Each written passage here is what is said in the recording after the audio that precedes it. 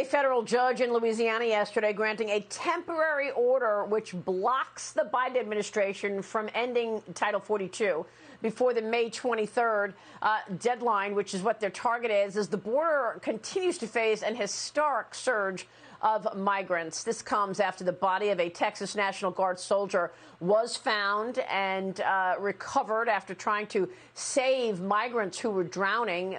We reported, and I reported on Sunday, that those migrants were trafficking illicit drugs when the Bishop E. Evans tried to rescue them. Joining me right now is Texas Attorney General Ken Paxton. AG Paxton, it's great to see you. You have been pointing out this destruction, death at the border now for several years. Your reaction to what we're seeing here in terms of this court order?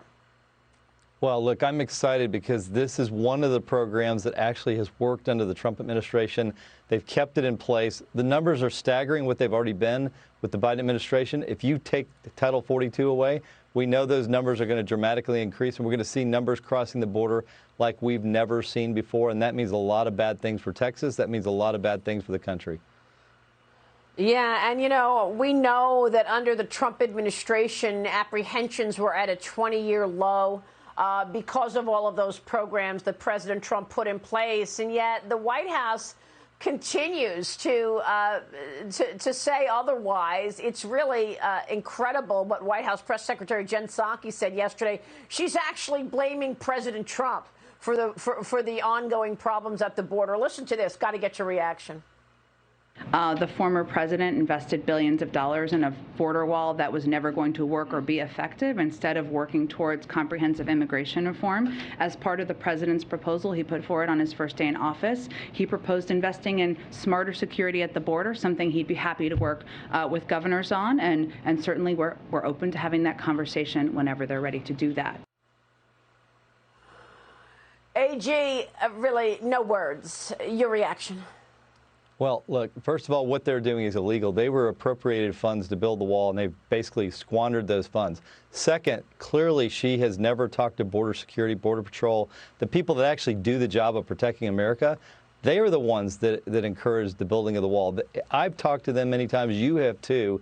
And they know that that wall will help them be more safe. It'll help the country be more safe. So what she is saying is absolutely false, and pretty sad that she's willing to come out and say something that's so untrue.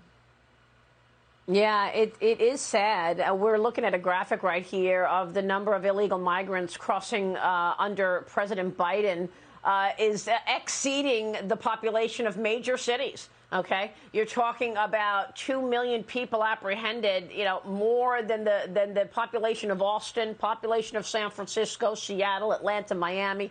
And the administration blows off court orders time and time again, from the mask mandates to the border. Today, the Supreme Court is going to be hearing arguments on the Biden administration's plan to end the Remain in Mexico policy.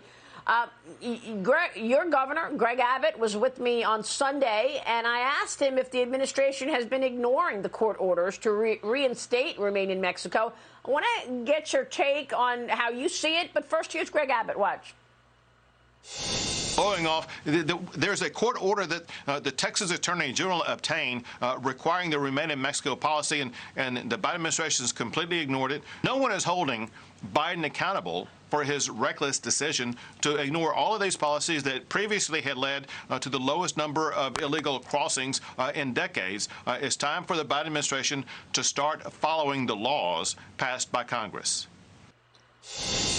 Now, AG Paxton, it was all of your efforts. You have been suing this administration, the final line of defense here in getting that court order. What can you tell us about what the administration is doing with regard to Remain in Mexico? Yeah, so the governor's right. These orders, we got a temporary injunction. It went all the way to the Supreme Court. They agreed with us. The Biden administration was supposed to be enforcing the Remain in Mexico program, which was one of the major pillars of the Trump administration that worked. And here we are, months later, we're finally going up on the merits today. And I believe we'll be as successful as we were on the injunction.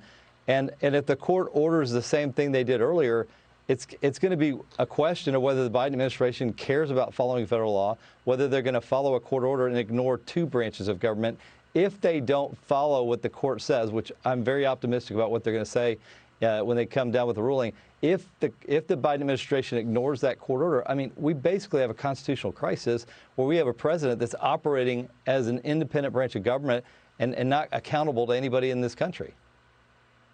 Yeah, I mean, even as there is serious death and destruction, which the administration has not acknowledged. I mean, border agents told me 19 people drowned in the month of March. Of course, we're all mourning the Sergeant Soldier Bishop, who drowned trying to save migrants. And then there's all of those illicit drugs coming in, the fentanyl killing 100,000 people last year in America. Yeah, thousands of people are dying. This administration basically has a tacit agreement with the cartels. The Biden administration tells them, bring as many people as you can, as fast as you can. We're not going to background check. We're not going to worry about whether they're from a terrorist country.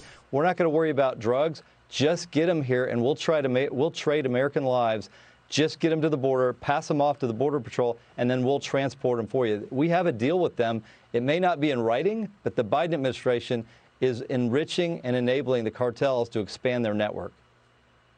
And when I was with you at the border last year, the border agents told me these drug cartels are making $100 million a week on smuggling of humans. That's not even including the drugs. This is absolutely extraordinary. Ken Paxton, thanks very much for all of your efforts. I know that you are working morning, noon, and night on this. Thank you, sir. Thank AG you. of Texas Have a great day. joining us this morning. We will see you soon.